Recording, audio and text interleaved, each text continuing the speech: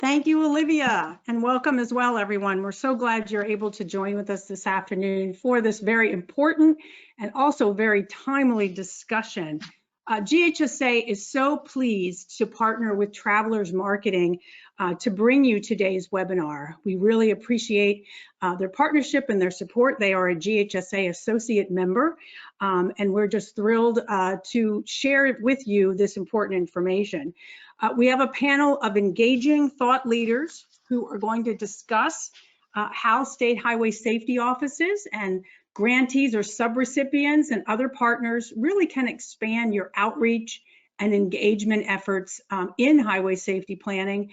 We're also going to talk about the importance of community authorship and ownership. And I want you to think about those words for a second, authorship and ownership, because they really are important to this discussion. And then we're also going to focus on lessons learned and best practice. The goal here is to help the state highway safety offices and others who are working on their triennial highway safety plans. This is the new 3-year plan required under the Infrastructure Improvement and Jobs Act. So it is a change. Traditionally, states do a 1-year plan. This is a 3-year plan. And there is a requirement for expanded and impactful in community engagement. So we feel this is a really important topic to help with that effort. So what we want you to do is to leave today's webinar with some really good concrete suggestions and ideas that you can put into action as you develop your plans and as you work to broaden your reach into underserved communities. So how we're going to do this today is we have 4 speakers, 4 panelists. I'm going to introduce each one at a time, and then each person will actually do a brief presentation. Once the final panelist has done their presentation, then I will open it up for a discussion. We'll take questions. So I remind you, as Olivia did, to please put your questions in the question box in the control panel. So our first panelist today is Jeff Larason. Jeff is Director of Highway Safety Communications for Travelers Marketing, our partner for this webinar. And many of you may know Jeff. He previously served as the Director of Massachusetts' Highway Safety Division for about 6 years. And before that, he was President of Safe Roads Alliance. Jeff has over 35 years of broadcast industry experience focusing on transportation and safety.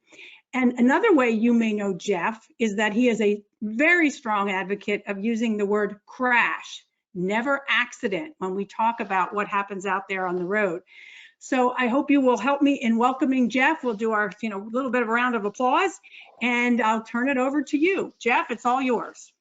Thanks, Pam. Hi, everybody. First of all, thanks to GHSA for putting this on. I think it's timely to talk about community engagement right now when everybody's kind of looking at their HSPs. So thank you. You all have a very daunting task in front of you. Your job is to get people to change their unsafe driving behaviors. And of course, the ultimate goal that we have is to save lives and to reduce crashes and injuries on our roads. And unfortunately, over the last couple of years, the data is showing that we've been going in the wrong direction for those crashes and injuries and fatalities. And we all also know that getting people to change their behavior is a very hard thing to do.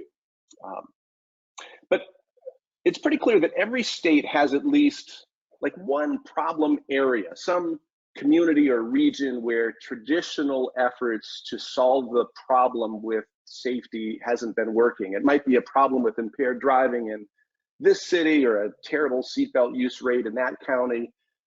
These are areas that we really need to try something new. So traditional messaging and campaigns have yet to move the needle in these communities. And there may be a lot of reasons for that. That might be geography or culture or language or technology or something else, whole sorts of reasons why these things can happen. But if you could just find a way of breaking through, if you could do that, then we can save some lives. Now, we've all tried this traditional top-down messaging approach with campaigns like Click It or Ticket and Drive Sober. And I mean, these campaigns have had tremendous success over the years. I mean, if you look at the seatbelt use rate in this country from 20 or 30 years ago to where it is now, where we're up over 91, 92%, that's an amazing trajectory and a success story for campaigns like Click It or Ticket. But unfortunately, not everyone has been reached. And now we need to find a way to reach those hard to reach people. And NHTSA's call for community engagement, it gives us the perfect opportunity to make that happen.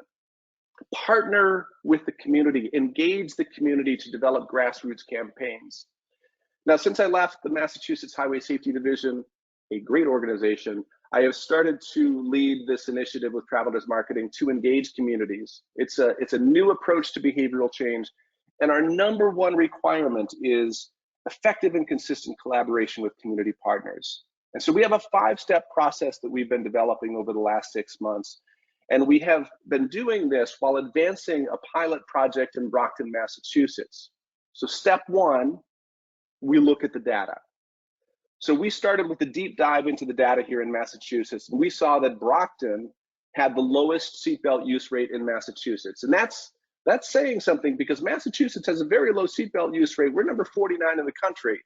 So Brockton was under 50% and has been for several years in a row. So we decided to test our approach in Brockton. Step 2, we learn about the community. So we wanted to know more than just demographics. We wanted to know more about the people of Brockton, what they do, what they care about. So we conducted research. We distributed surveys. We went out to the community, and we engaged the traditional partners that highway safety offices will work with, the police department, fire department, EMS, the mayor's office. But we went beyond that, and we engaged with non-traditional partners, community groups, houses of worship, public health officials, boys and girls clubs, and the YMCAs. And we met and we talked to them, and we learned more about the community. Now, Brockton is a high minority community. Spanish and Portuguese, specifically Brazilian Portuguese and Haitian Creole, are commonly spoken there, along with English. They care about their neighbors and they attend church regularly. Step 3, we engage stakeholders in solving the problem. So we sought commitments from all of our stakeholders to work with us to address the seatbelt problem in Brockton. And we asked them for their involvement to craft the message with us, to be the creative element in developing that message, something that would resonate with the community. And then we asked for access to their networks to deliver the message, to create additional connections with other community members as well. And I'll tell you what, we didn't have a single community stakeholder decline to participate in this program in Brockton. Our goal is to meet people where they are and to create opportunity for peers to speak to peers with a professionally crafted and developed message. Number 4 is we leverage the private sector, and we amplify the reach and influence of the community stakeholders by working with private companies. So by creating these partnerships with private sector organizations, which is, by the way, a specialty of Travelers Marketing, we can learn how to best disseminate the community's message and to expand its reach. And then the last step is we assess and we measure and we analyze, and we use that information to adapt. So we assess the effectiveness. Has the community engagement changed behaviors? Will we see an increase in the seatbelt use rate in Brockton? Hopefully we will. So there's a lot of work that goes into community engagement, and it's hard work. It's a challenge, and we have a dedicated team at Travelers working, supporting every step. And we've been talking to a lot of state highway safety offices over the last 6 months to get a community engagement program like this included in the upcoming triennial HSP. And we would like to work with you on your programs to help you solve these problems in your communities, because if we can work together, we can save lives. So thanks for coming to the webinar, and I'll turn it back to Pam Fischer, and I'll take any questions as they come later on. Thank you. Thanks so much, Jeff. And yeah, there will be some questions. We've already got a couple in there, so stay tuned for those. And I have a couple for you as well, as I want to explore this a little bit more. Our second speaker is Troy Costales, and he's joining us today in a slightly different role than you may know him. He is one of the members of our Consulting Services Initiative team here at GHSA. These are consultants who have extensive highway safety experience that work with the state highway safety offices to address special projects, provide technical assistance. So Troy's going to talk a little bit about a project he did for one of the states, but you may also know him for his 34 years of public service for the state of Oregon. The last 24 of those years, Troy was the governor's representative and also director of Oregon's Highway Safety Office. And he may be retired, but I can tell you, this man has not slowed down. He continues to participate in NHTSA assessment teams that are focusing on an awful lot of areas. And he's also a jack of all trades. He's got a 3rd degree black belt. He's a member of the Oregon Physical Therapy Licensing Board and the Oregon Real Estate Board. And when he's not doing all that stuff, he's a musician. So he's keeping very, very busy, and we're keeping him busy too. So Troy, the floor is yours. Well, thank you, Pam. I appreciate that. And also thank you to Travelers Marketing and to Jeff for helping host today's webinar and conversation about how to enhance our highway safety programs.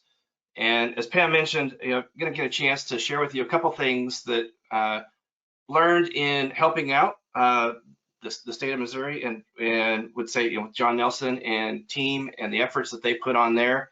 I get a chance to share some of the things that they shared with us and moving forward, but also during my time with the state of Oregon. So let's look inside for a second. Let's look into the inner workings of highway safety offices for states and territories, and what our goals are and how we set things up for success.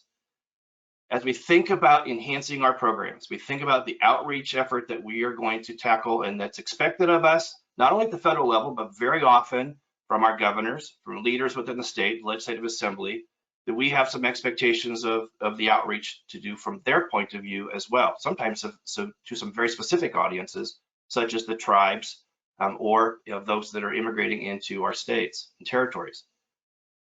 So how do we set that up? First, we need to think about our program and how we establish the roles and responsibilities. What are we as a highway safety office going to control and be responsible for? And what are we going to give to somebody else? Maybe it is a university partner. Maybe it is a nonprofit that takes on the leadership role of a particular area of our state highway safety program, from a planning point of view and from a grant and management oversight point of view. And how is that relationship going to work? Be specific. Set up those expectations in detail so that you know and they know who's got what responsibilities. And as we change and we think about how we open up the doors even more in relationship to our plans, the highway safety plan, the strategic highway safety plan, highway safety improvement program, or our grants, we've got to think about in the highway safety office, how are we staffing that? Because as we open up the doors more, we have more coming through. And what are we doing from a staffing point of view to deal with the workload that might be coming our way? Who's got that responsibility to make sure that those individual applications or those notes or messages that are coming in are going to the right place, and someone's going to give feedback in relationship to what is given? Work with your coalitions. All of us as highway safety office have some partners out there, state level, regional level, local level. Work with them, talk to them behind the scenes, the meeting before the meeting, and talk about what you're trying to achieve and what ideas they may have in areas that they may be able to bring to the table. And I think we're going to hear some great information about some further that later in the webinar.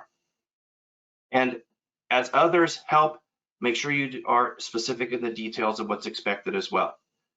Because if you're thinking that someone else is taking care of it and they think you are, you end up with a gap. And we don't want to end up with anybody getting into a spot where something got missed or feedback was not handed off to the right person. And as Jeff said, and I appreciate that, is use the data you have. But recognize there's a lot of other data that's out there as well. A piece of data that we don't often lean on enough is the census information. And we just as a country went through looking at the census with some information in there. What can we do in using that for outreach for our plans? What can we do to blend that into the way we look at and evaluate the grant applications that come in? Or the problem ID that we use to look at communities and who might be in those communities that we're trying to do that outreach, just as Jeff shared for the community that they have for Massachusetts. Training. Underline, bold, italicize, training. Because these requirements that we face as an office, while new to us or slightly changed, they oftentimes are brand new to the people that we're working with. So we want to watch and make sure that the people that we're delegating responsibility understand what's expected of them and what the rules they're working underneath. And go where they are. Take your show on the road. Take grant workshops, take input sessions for planning. Don't go to the traditional bigger urban centers because that may not be comfortable for people you're trying to talk to. That might not be the cultural norm. Take your information there in a form and a fashion that local community is going to see and receive well so that your message gets across. and the internal look, modify those procedures. What are those steps? What are those assignments? Who in the office has got what piece of the highway safety plan, the grant outreach, the data evaluation? Who have those roles? Make sure that that's written down, because we want to be able to come back and repeat it and get even better when we get the feedback from the first round of how we've reached out. And lastly, take notes. Assign the duty of taking notes to somebody. That way nobody misses it, because we are all in this together. And once we outreach to these communities and we open that door, we want to make sure that partnership is stable and strong and continues to live on into the future, so that all of us are moving forward in saving lives and reducing the number of crashes that are occurring on this nation's roadways. With that, Pam, I will turn this back over to you for the rest of our webinar. Okay, fantastic. Thank you so much, Troy. Appreciate it. A lot of good lessons learned from the work you did with the Missouri Highway Safety Office. We're going to talk a little bit more about that when we get into the discussion section. Our next panelist is Sandy Spavoni. Sandy is the Executive Director of Family, Career, and Community Leaders of America, and she is an absolute champion for youth traffic safety, and she's a great partner with GHSA. She has a deep passion for engaging young people and has overseen programs that empower over 230,000 youth across the country to take the lead in addressing the critical issue of traffic safety. Sandy's here to share her insights and strategies for youth engagement in your states all across the country, and how to encourage them to take action to help them be safe on the road.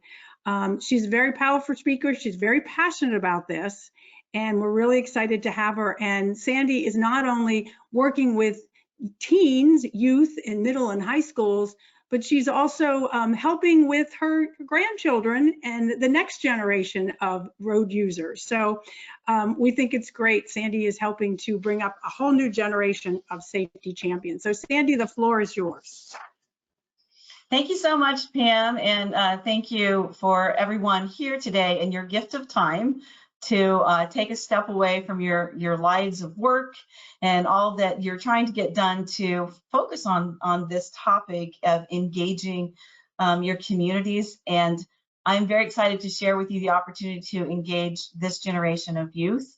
It has been a joy and honor to continue to work with youth in my career, from being an educator on through today's work through FCCLA. So I'm going to share with you what we do and how you can find us in your community, and hopefully use FCCLA Youth as part of your community outreach. So if you don't know about FCCLA, we're Family, Career, and Community Leaders of America.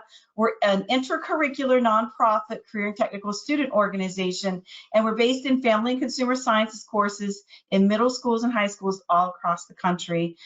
We support the importance of community service, family relationships, leadership, and career exploration. Intercurricular is an important word in all that I said right there, because I need you to understand that we're part of a classroom. We're not an after-school club or lunchtime club. So all the work that we do, the teachers implement into their classrooms. And so on the next slide, you'll see a little bit about where we are and how to reach us. We were founded in 1945, and we're presently very active across the country. As Pam shared, we have 230,000 members this year. When we say advisors there, the 6,800 advisors, those are teachers. So those are local high school and middle school teachers that are teaching family and consumer sciences, and 5,000 chapters, meaning that we have 5,000 chapters across the country that host all of those members. Our students are high achievers. Many of them are very career driven, and they use that to impact their communities, and they have a goal to make a difference. If you've worked with this generation of youth, you know that it's very important to them to be able to stand up for what they believe in and have a positive impact on other people's lives. And so we give them that opportunity. We are predominantly female still. You'll see the breakdown there of our youth. And so our teachers and our students are predominantly female. And so it's a great opportunity to empower these youth to be the speakers and the game changers for tomorrow in your careers as well. The next slide, I want to tell you about why FCCLA and traffic safety. We have a program that's called FACTS. It stands for Families Acting for Community Traffic Safety. This is a resource for our teachers to use in their classroom. If they chose to print it out, it'd be about 400 pages long. It's very intensive. It has lesson plans in it. It has peer-to-peer education resources in there for them, as well as data and connections to the work that you're doing in your field so that they can be up to date with that. We look at it three-tiered. We look at the driver, we look at that teen driver and other drivers. We also focus on them as passengers, but we consider the vehicle and the road as well. So it's not just pointing our finger at the teen driver, telling them all the things that they need to do personally, but looking at recalls on their cars and understanding tire tread and how infrastructure. We do a roadway safety assessment with the teens where they go out and look at intersections near their schools. So we try to give them a holistic approach to traffic safety, and from those aspects, then we always see them steer it back to their own behavior. You know, we see the ahas in their eyes of when they see somebody taking a right on red when they're a pedestrian trying to cross the street and that driver was texting, and they point it back to behavior. So it's exciting to offer these resources to the students and their teachers. And the quote that I have on there is a quote that I live by and that our organization lives by in working with youth, that if it's about youth, do it with youth and not to youth. They're ready, they're willing to participate and work alongside you, and they want to work with you. They don't want to just sit back and hear us lecture them. They want to be part of the solution. And so on the next slide, you'll see us talk just a little bit about the integrated lesson plans. And as I shared with you, because we are intercurricular, we have to crosswalk all of our programs to the teaching standards for family and consumer sciences. So if you've tried to integrate and work in the school system, you all may have hit a wall because the teachers are required to do so much. It's hard to get school time now. It's much more difficult than it used to be. And so that's what kind of makes this the magic sauce, in that it's part of their curriculum. If a principal would come in and ask a teacher, why are you talking about seat belts in the middle of your early childhood education course, we've done that homework for them and crosswalked it to their standards so that they can justify classroom time for this subject. And so as they learn about this, then we engage them to develop community projects. We ask them to do a community assessment, like was stated earlier in the 5 steps.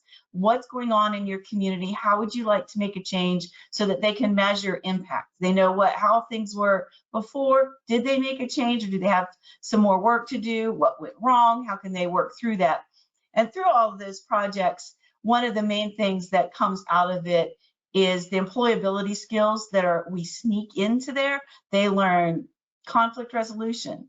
They learn how to communicate with an adult, how to do teamwork, time management, how to set a budget to do your project, and what if you're told no? How do you rebound from that and work through that? So it really is a growth opportunity for the students, and all through that, they're learning about traffic safety and becoming the leaders, so that when they then have their own families or they're in their own careers, that it's part of the DNA of what they know and what they do.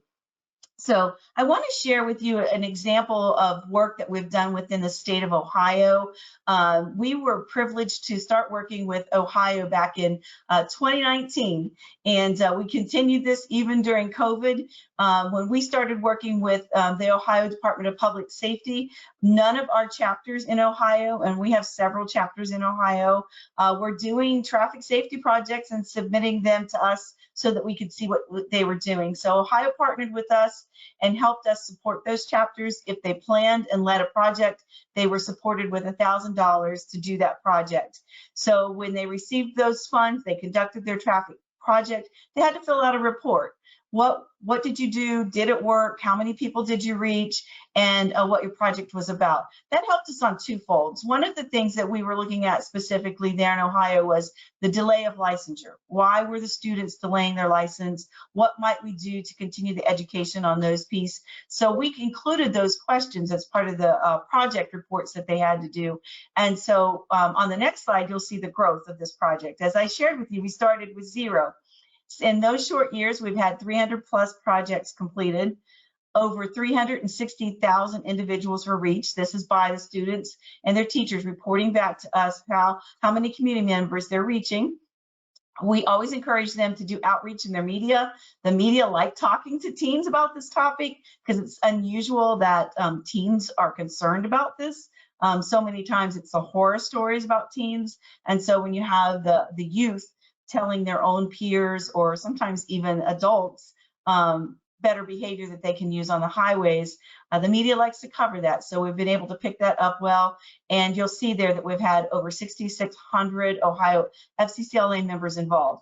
So that's a zero to hero story of engaging the youth and empowering them and asking them to report back on the work that they've done on that. And so we do have, if you click on the handouts on there, there's a full Ohio report that if you'd like to look at some of the projects, it details that, has some nice pictures of what the students have done there in your states there. And then the next slide highlights the opportunities that we've had specifically to work with GHSA and for driving skills for life. Across the country, the students are doing and submit projects to us on traffic safety. And many of you may have judged those for us. We send them to the Governor's Highway Safety Representative in each state to judge the projects that have been held in their state. So you can see a couple of things. What are the teens interested in my state? What are they doing? And do I need to either help them or steer them in a different direction? Because that's a possibility too. And so their top prize is for those, but really it's the carrot for us to get the data. What are they talking about? What are they focusing on? And how can we give them better resources? So on the final slide, I just want to encourage you of why work with youth and why engage FCCLA youth. The opportunities there for collaboration. You know, I heard Troy listing some of the work that you all have to do, and the youth can assist with that. They're very interested in that. Don't think that they aren't. They want to be part of those nitty-gritty pieces too, because they're used to doing that in their academic courses. So it's an opportunity even to use them for volunteers for some of your projects and to reach a young audience. As again, we're middle school to high school. It goes from 5th grade to 12th grade. And so a lot of times the high schoolers may do projects that reach down to the elementary, or they may do a back to school night with parents. It really reaches across the board. But one of the best parts about it is they're part of the community. You know, when the kids get to the high school, a lot of times parents aren't as involved, right? They don't go to the PTA all the time and everything, but they go to game nights. They go to the different activities, the theaters that the students participate. So sometimes the projects will live there too, and the students will engage the parents at that touch point. So it's part of their community. It's not an outsider coming in, working within their community, but teams that actually live and breathe on the roads that they're using. Can give you a fresh perspective. Teens are very honest. Sometimes they might tell you something you didn't really want to hear, but we need to hear their ideas and find out, you know, what kind of an impact can we have, and is it positive or negative with the language that we're using with that. And again, increasing the awareness of teen traffic safety initiatives, helping the communities realize that these are concerns. It's still one of the leading causes of teen death in our country, and it's something that we need to stop and can stop, and making them part of that solution is important. And then finally, building those lasting partnerships. We have youth now that are in these areas, in these fields. They could possibly be working in your offices someday if we can engage them and encourage them to be part of the long-lasting solution for traffic safety. So again, I thank you for considering using community members and making teens part of that outreach. Thank you. Thank you so much, Sandy. Really great information. And I made some notes. I have some questions to follow up with you as we get into the discussion. So our last speaker is Dr. Kelly Browning. Kelly's research into homicide, suicide, and substance abuse led to her current position as the Executive Director of Impact Teen Drivers. She's a champion for behavioral change, from promoting critical thinking and rational problem solving for disadvantaged youth to affecting positive behavior change behind the wheel. And throughout Kelly's career, she's forged lasting and meaningful partnerships while also developing proactive approaches to improve outcomes for young people. And I count Kelly not only as a colleague, but a very dear friend. I'm so impressed with the work that Kelly does. It's so impactful. So she describes herself, and I would not disagree with this one bit. She describes herself as passionate, intuitive, and committed, and amen to that for sure. Today, she is going to share with us how they are working to reach out to marginalized communities. So Kelly, the floor is yours. Thank you, Pam, to my fellow sister there. Thank you all for the opportunity to speak with you today. I know your time is precious and I'm grateful to share it. Increasing outreach and engagement in marginalized communities doesn't have to be hard, but it must be researched, planned, and evaluated to ensure maximum effectiveness, as we heard earlier from Jeff. First, it is essential to acknowledge that marginalized groups are not homogeneous. There's not a one-size-fits-all approach. For example, if we're trying to reach the Latino community, we have to recognize there are over 20 plus countries of origin for Latinos in the US, and we can't reach them all in the same way. We need to know who we are targeting and what is important to them. We need to do better than just selecting B-roll pictures with different skin tones. We need to work towards developing cultural competency with the groups we want to reach. And cultural competency doesn't happen overnight, but it can happen if we are willing to put the work in. And remember, we have 2 ears and 1 mouth. Many organizations aren't representative of all the communities we might like to reach, so we need to work with existing programs, coalitions, community ambassadors. We can't just waltz into a neighborhood and do the same thing the same way we might have done last year in a completely different community. On my next slide, you see that with our limited time today, I want to share one of our recent projects and how we used mirrors, windows, and sliding glass doors, educational literacy philosophy coined by Dr. Sims Bishop, to develop and execute our Be the Change Fellowship Summit focused on traffic safety. I think the idea of mirrors, windows, and sliding glass doors is an important concept to consider when we want to increase our education and outreach into marginalized communities. For example, if we are trying to educate teens, we need to make sure they see themselves in our curriculums and resources. These are our mirrors, and they need to reflect the communities we want to serve. Often, distracted driving isn't even on their radar as an issue that could affect them. Maybe their family doesn't own a car, and we have to provide the window through which they can recognize how distracted driving might impact them on their or their community and why it should be important to them. Finally, it's important that we aren't just telling young people there's a problem, but that we provide the opportunity for them to open and walk through the sliding glass doors, empowered to be part of the solution. So on my next slide, you'll see that our Be the Change Fellowship Summit, we worked with our partners at Safe Kids Worldwide, the California Highway Patrol, and the Office of Traffic Safety, with funding support generously provided by Honda. Our one-day Be the Change Summit targeted HBCUs and MSIs, colleges, and college-bound students by providing them the opportunity to develop academic, civic, and professional interests while addressing the #1 unintentional injury and cause of death for their age groups: preventable car crashes, particularly those caused by reckless and distracted driving. We started the Engage, Educate, and Empower process by building a webpage using information gathered during focus groups, background research to find the right brand and feel and tone. You can see it's fun, it's relatable, it's engaging. And then on our next slide, the mirror goal. We want to make sure to select creative resources that resembled the students we were trying to reach, not only in appearance, but in activities, interests, and circumstances.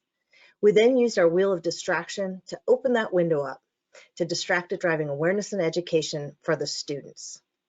Our wheel of distraction is an interactive tool that shows young people how choosing to drive and ride at night increases our risk level, how the number of young passengers influences risk, and how simply everyday behaviors that are perfectly legal and acceptable to do until we choose to do them behind the wheel can increase our risk of serious crash. And equally important, showing how positive choices can decrease our risk of being in a car crash as a driver or as a passenger.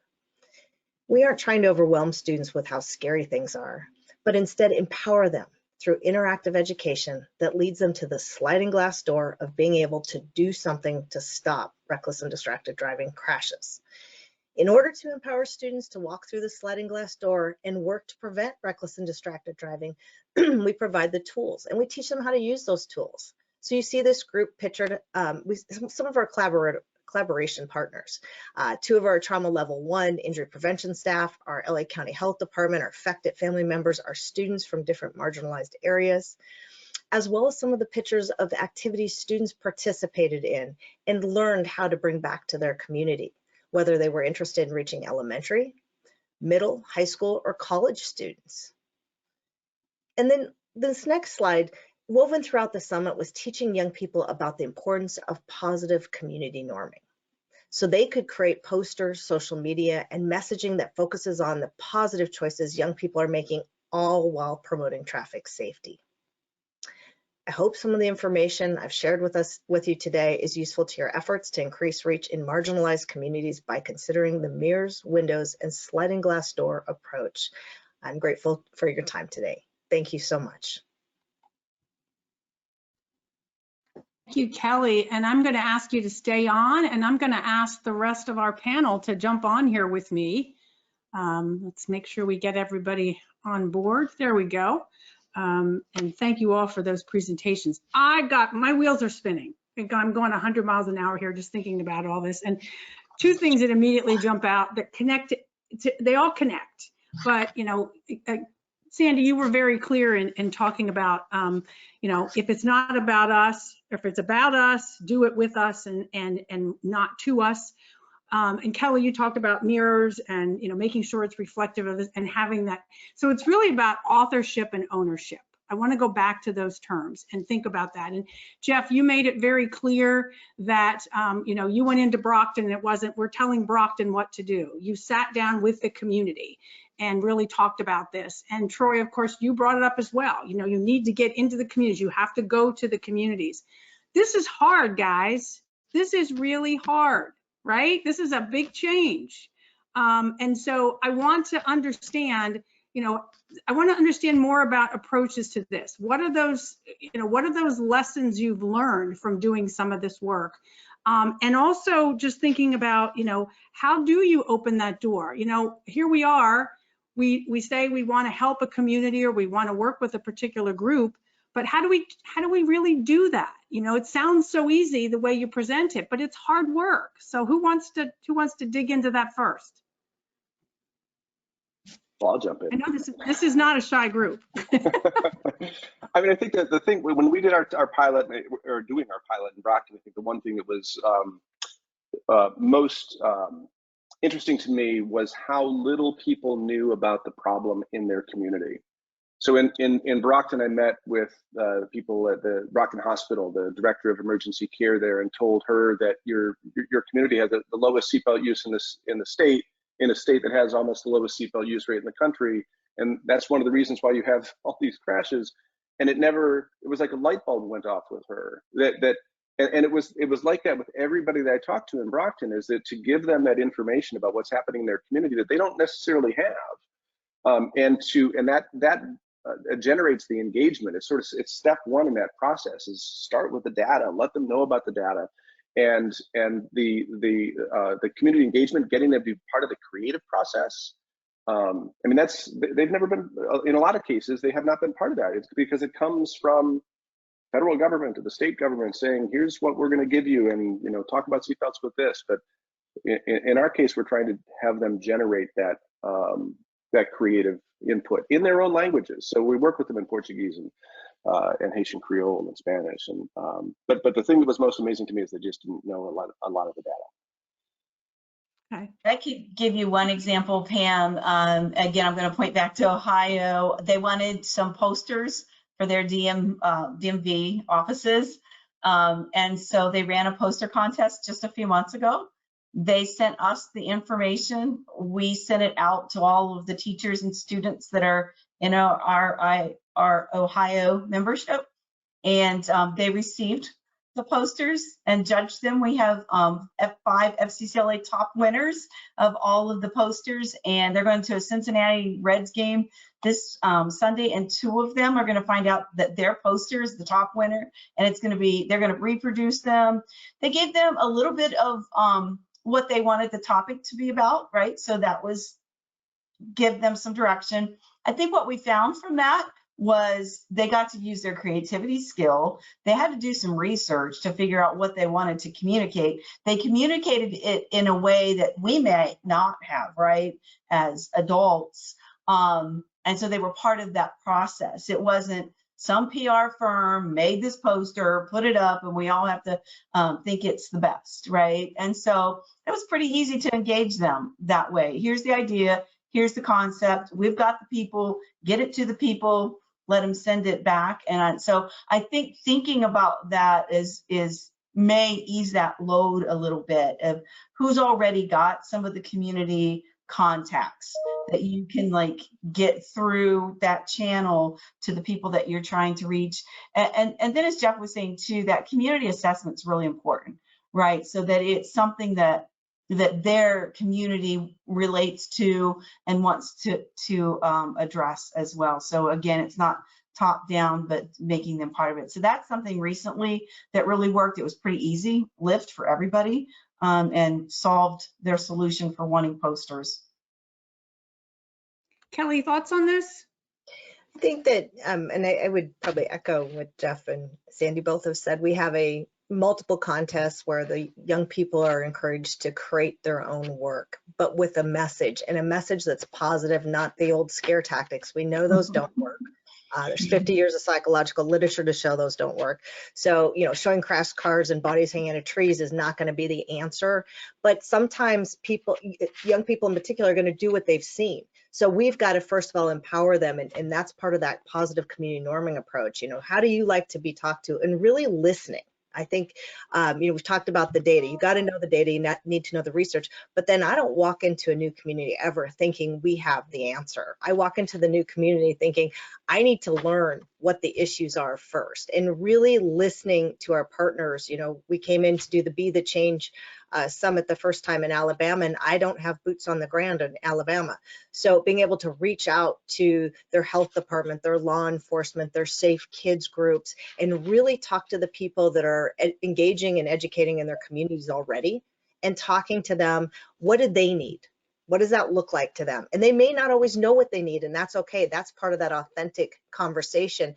But then, you know, giving them the opportunity to be part of that discussion in a way that really allows them to lead the discussion. You're kind of there as the facilitator or the moderator, even more than you are there as the person that's supposed to have all the answers. We know what we do. We know that what we do can work well when we pay attention to the needs of the communities we're trying to service, basically. Troy, I know you're anxious to get in here, so. Two very quick. You talked about the who, but had the question about the how. So two examples of the how side of things. One is we purposely reached out to tribal representatives and took our show to their community, but also done in a way that what the tribe expected. We were in the round.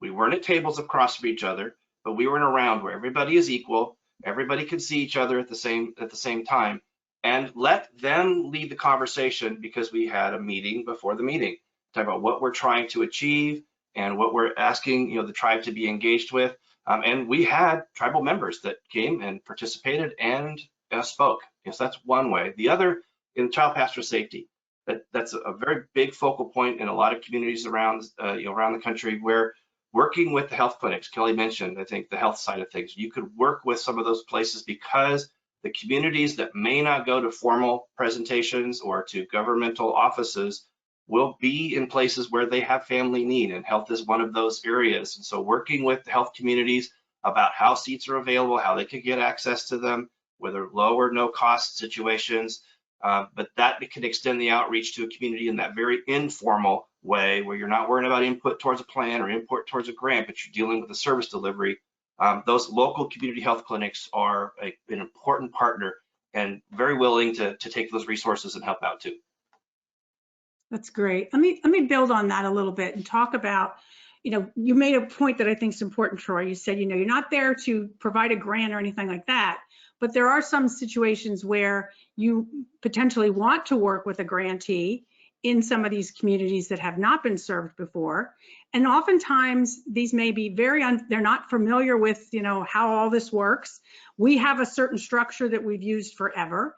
And also they may be small staff.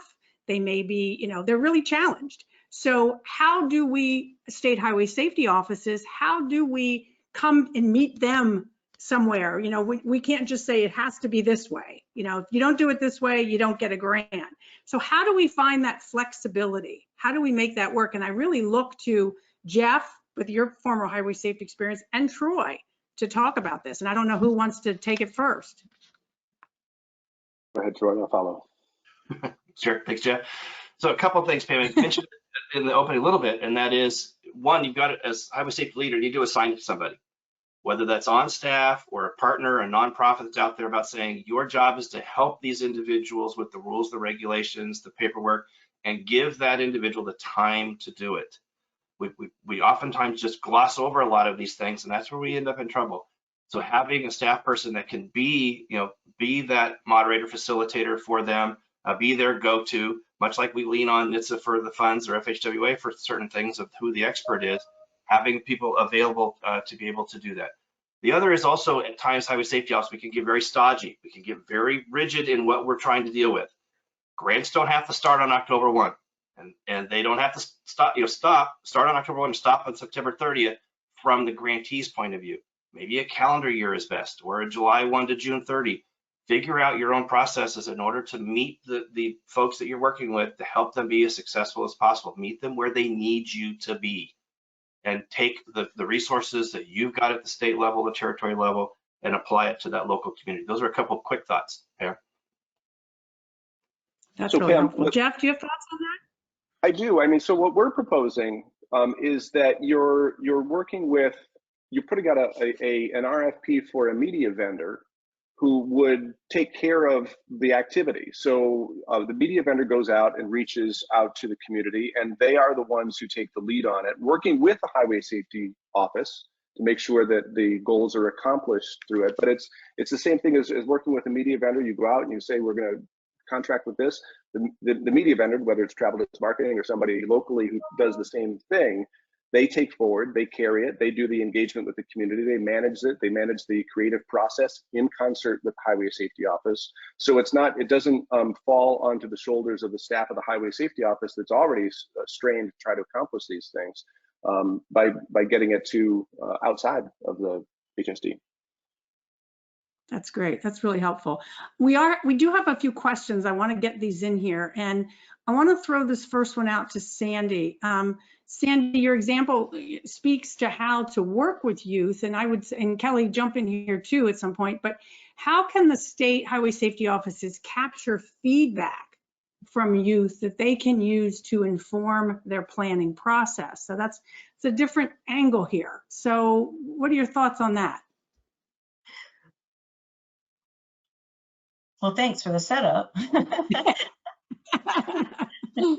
We are working on hosting a listening session actually with GHSA, and we'll be sending a newsletter out with that date so you all can register for that. Carol from Colorado recently met with youth and had the same type of listening session, and just ask. They're very honest. So ask them for, what is it like for you in your local community for driver's education?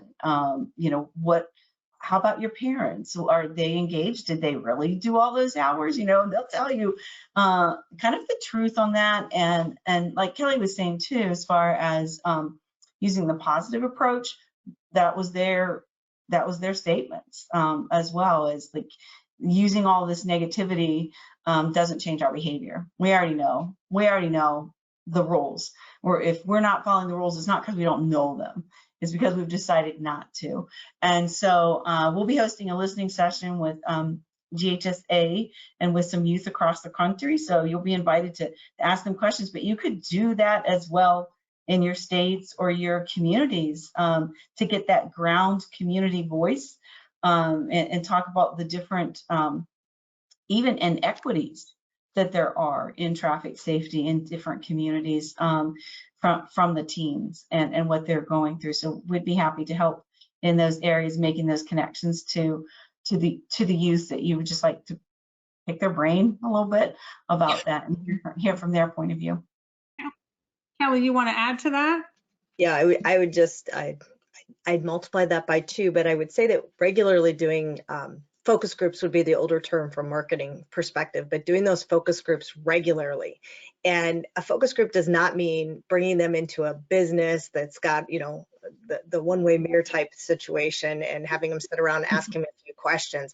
It's a conversation, again, where you throw something out and you really listen. You pay attention with both ears to what's being said by the young people. They will give you the information you need to move that forward. You might need to guide the conversation. I don't ever think that there's not a place for that coaching piece or that discussion. What you have to be careful of is not putting your views on young people, and instead really paying attention to what they're seeing and what they're feeling. We test everything down to the color and font we use on every piece of literature that goes to young people. That's really, really important with us, to make sure that, you know, what works for me in my 6th decade of life for colors is very different than what works for most 16, 17-year-olds. But I'm not the target audience for this piece. So paying attention to that, it's not a pet project for you and what you think works. It's what the data is informing us that it is working, what's bringing them, you know, that engagement piece, so you can provide the education and ultimately they can leave there feeling empowered because they were part of the process. That positive community norming, I strongly recommend all highway safety offices spend some time getting to know that. I go into schools every week and I see, don't do this, don't text, don't drink, don't do drugs, don't vape, whatever it's going to be. And we know that those messages, all they do is set a tone for more of a social norming that, hey, everybody must be doing it if we have to have all that signage. Instead of walking in and saying, you know, 87% of XYZ high school students don't text and drive. 92% do wear their seatbelt. So really getting that to be the normal message that young people see, I think is really critical. But those focus groups are really important. And I want to build on that, and this is open to all of you, but you know, we need to go into the community, right? And we need to have the community invite us in. We don't just, you know, it's not like breaking down doors. It is, you know, finding those people. I heard Jeff say it, finding the community leaders. Troy said it too, and going into those communities. The beauty is we have Kelly Browning, we have Sandy Spavoni, who are working with organizations that have connections to youth all across the country, rural communities, urban communities, suburban communities. So that helps. That's a way to, you can help facilitate breaking down some of those doors. But thinking about the project, Jeff, that you did, or you are doing in Brockton, you know, who did you know that was really engaged in the community? Because you have to be invited in, and it's not just, you know, you go into a room and that is just going to happen magic. So I want to get a sense of, you know, what are the lessons learned from that experience, and what are you continuing to learn as you talk to these folks? Well, I think you hit it on the head. You have to have a community champion. And I mean, I knew from my time in the Highway Safety Division, I knew the police chief, and I knew folks who worked in the community. But it was through them that I was able to meet other people. They recommended, you should talk to this person. And, you know, just in the course of the conversations there, I met a pastor at a church in Brockton who had been in an unbelted crash 10 years ago when he was in the hospital for 2 weeks, you know, because of the crash. And he just took the ball and ran with it for us. He's our champion there. And it's, you know, a lot of it is just learning who's there, talking, spending time there, learning. And a lot of it came from the surveys that we did, the information that we were gleaning from those surveys and how things were going about. But I know that Sandy and Kelly were both talking about, learning about teens. That's the case in whatever the problem area is, whatever the emphasis area is. If it's seatbelts or impaired driving, you need to learn about what the problem is beyond just the data that you get from the Highway Safety Office. It's that data from the community, the information about what they tell you. And I can't remember if it was Kelly or Sandy said it. You can't have the answer going in. The answer comes from the community. And Pam, I would say, Sorry, I think you wanted to go ahead. Yep, I would say most of the highway safety offices across the country have some sorts of coalitions, regional groups, task forces that are out there, and that would be one place to potentially start, at least to get the ball rolling, is to talk to the groups that you already have, or the associations like Sandy and Kelly represent that are already out there, but ask the question differently. Get get down to the, the bottom line of what you're trying to achieve so that you can hear back the reaction and response. It may be no or not now. And that's okay. I mean, that's the reality of some cases. Some people may be just tapped out. They don't have the room or capacity to be able to deal with it. But in those conversations, you may find out that somebody does, or somewhere within your community does have the opportunity. And that's when we, as a highway safety office, need to be ready to take advantage of that opportunity and be able to let people know what resources are there and what we might be able to help in way of programs, as well as grants or connections with other folks. Sometimes our job is just to facilitate A and B getting together, and we're not involved. In fact, getting involved might be the problem. We just want the other folks to be engaged and helpful and take advantage of what's there and get us, the government, out of the middle of it. Right, right. And I think one of the things too is, who's facilitating the discussion, right? Who is facilitating the discussion? Are they members of the community? Do they speak the same language? Do they look like the community? For us to come in, I'll share real quickly. I've said this to all of you. I did a project many, many years ago for Boost America, and I worked with communities of color in Newark, New Jersey, and I wanted to go in and we wanted to hand out booster seats, and they said, you can't do it. You don't look like us. You need to help our folks take on this project, show us what we need to know, and we'll take it from here. And I truly appreciated that. And we have to understand that. And that goes back to that ownership and authorship piece, which is important. So a question comes in from Andrea. She's asking, do these areas work with their community traffic safety teams? I'm not sure what she means by areas, but community traffic safety teams. I know, Troy, you talk about CTSPs a lot, right?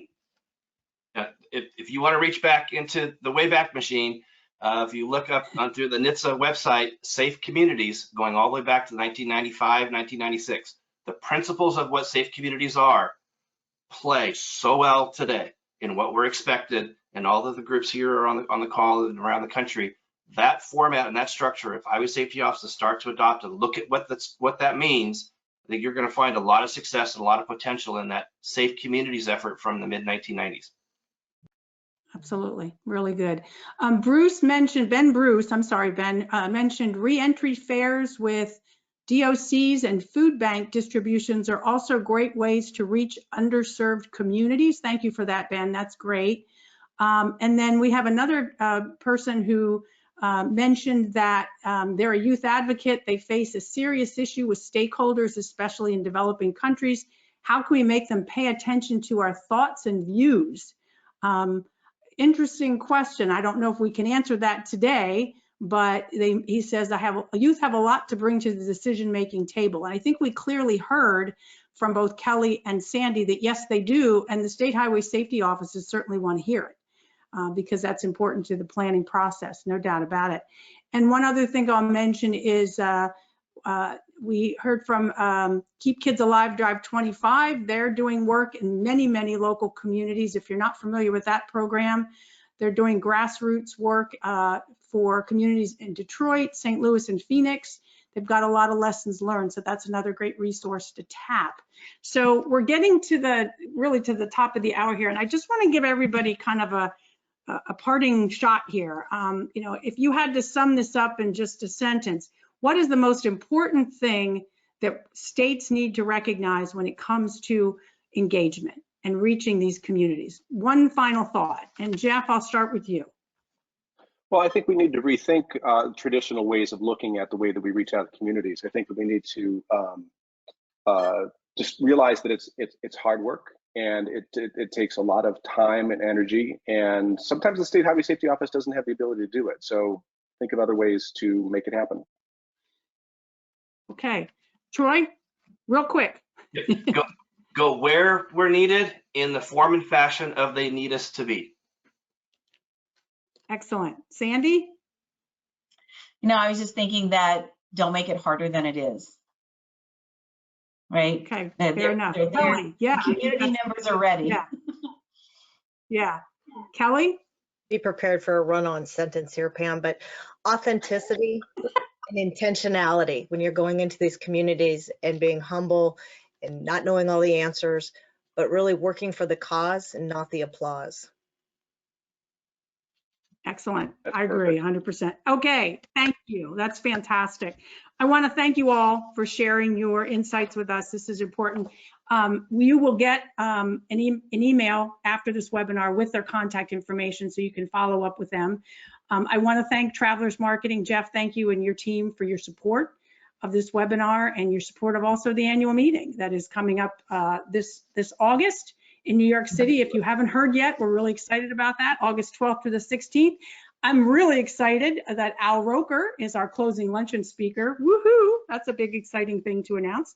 And you can visit our website, GHSA.org, for information about upcoming webinars. We've got a whole slate of things happening for the month of May.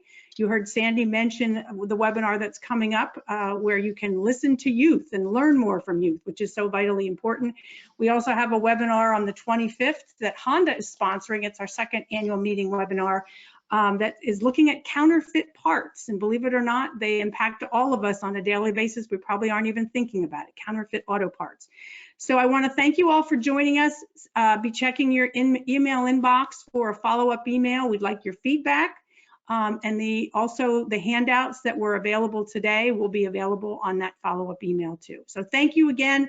Thank you, Kelly, Sandy, Troy, and Jeff very, very much, and keep up the great work.